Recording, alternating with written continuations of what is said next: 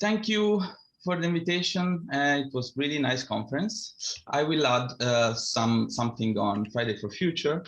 As an activist of Friday for Future and Rise Up for Climate Justice, I want to show you some activities, some initiatives, and that we are carrying on as Friday for Future at an international level, at national level, and then in Padua. I will leave you with some dates of future strike that we will carry on, so that you can actually join also some demos.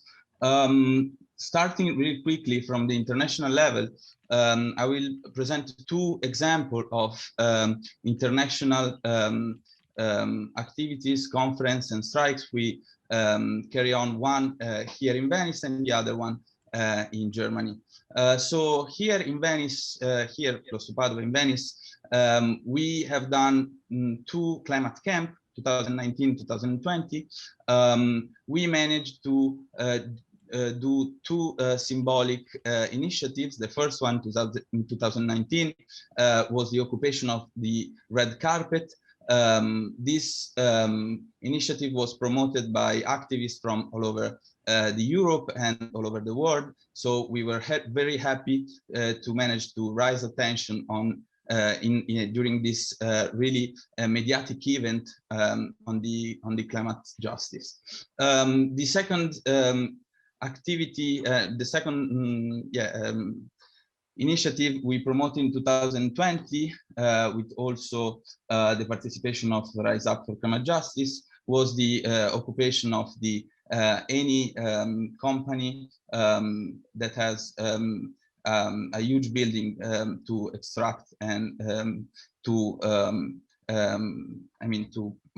produce oil in Venice. Something similar happened in Germany.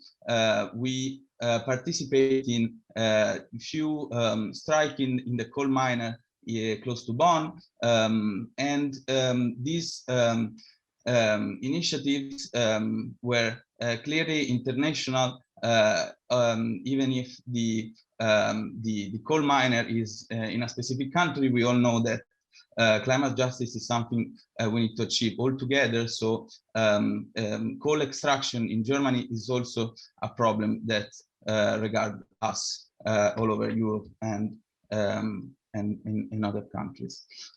I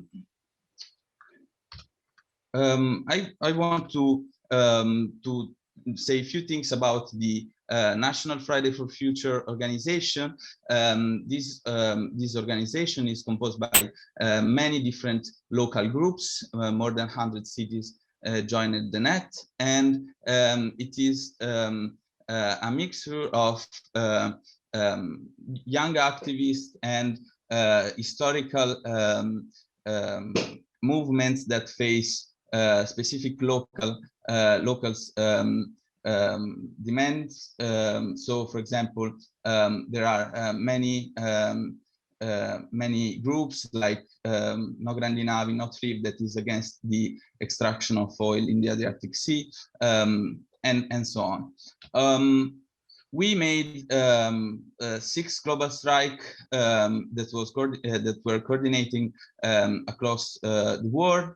And in Italy, in particular, we have done also 2 national assembly, one in Milano and the second one in Naples.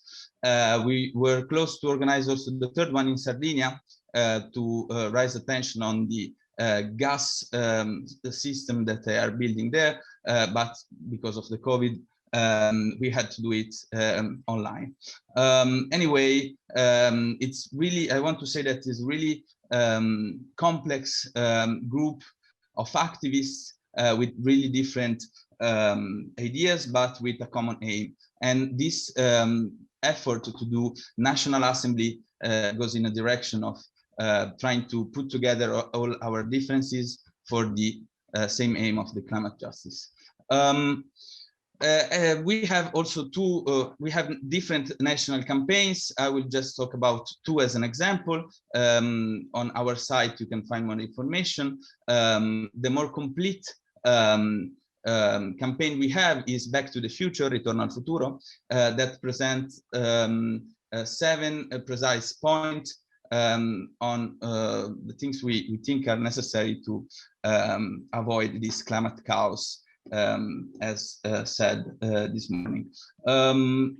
I just want to focus on the relation between investments in the public investments in the ecological transition and the relation with climate justice and social justice. We think that these two claims goes strictly together, as they go together with all the other points that we face also this morning, like democracy, but also like the food industry and so on. Another campaign we are carrying on is the one against Eni. You probably know about Shell and the recent tribunal pronouncement about the role of big company in polluting the world. Eni is one of the most polluting company in the world, and we are trying to tackle this company at least from two different sides. The first one is the carbon capture and storage project that we are trying to stop, and that we are really afraid that will use funds from the recovery funds that should be for reducing emission instead of putting those emissions under the carpet, so in this case under the ground. The second sub-campaign we are carrying on against Eni is the one to kick this company out of schools and university, because we don't think that who is destroying the planet can teach us how to save it. So for us, it's really important to work also with students in the university to build knowledge about climate justice and how to stop climate change and climate chaos, not receiving information from this company. Regarding Padova, we, as all the city involved in Friday for Future, we organized global strikes. Here you can see the first one with more than 20,000 people. But other than the strikes, we organized many different activities. I will try to sum up, to summarize a few of them. For example, one that we used is die-in, that a symbolic action to show how we will die if, for example, in the case of the video, the fast fashion and consumerism will continue to exploit our resources. But we have done many other different initiatives like critical mass, guerrilla gardening. We also have done many conferences, also with GIS sometimes, and we also implemented some practice like fuel rescue to raise awareness on the amount of food we trash every day instead of using it, burning resources that we really need. To finish, I just want to highlight the most important topics we face as Friday for Future Padova.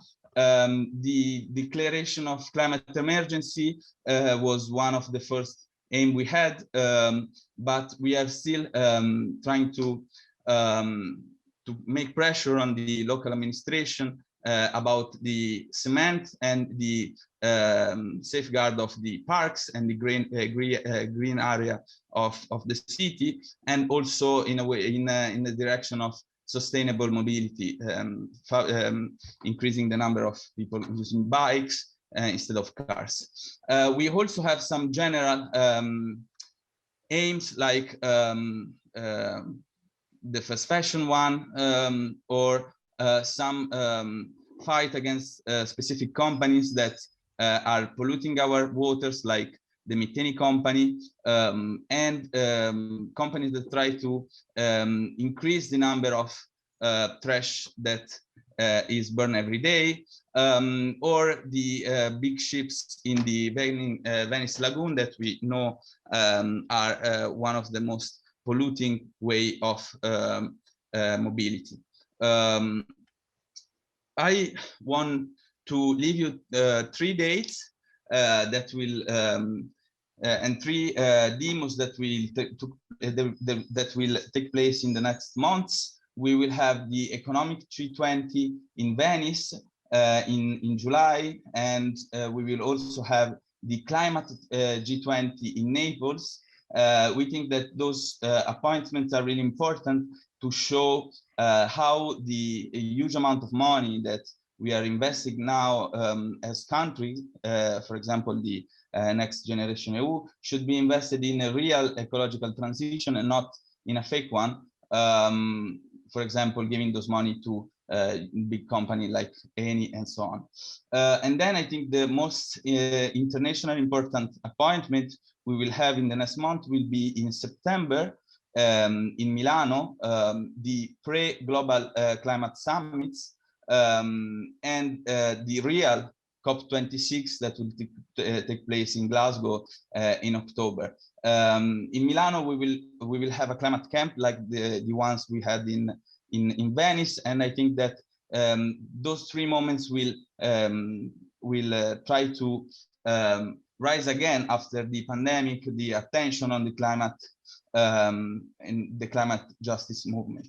If someone wants to participate in our activities, you can also check LSO Latana page on Facebook. We will have another talk also with Extinction Rebellion this Friday, and we will try to kind of organize this next strike we will have in the next months. Thank you.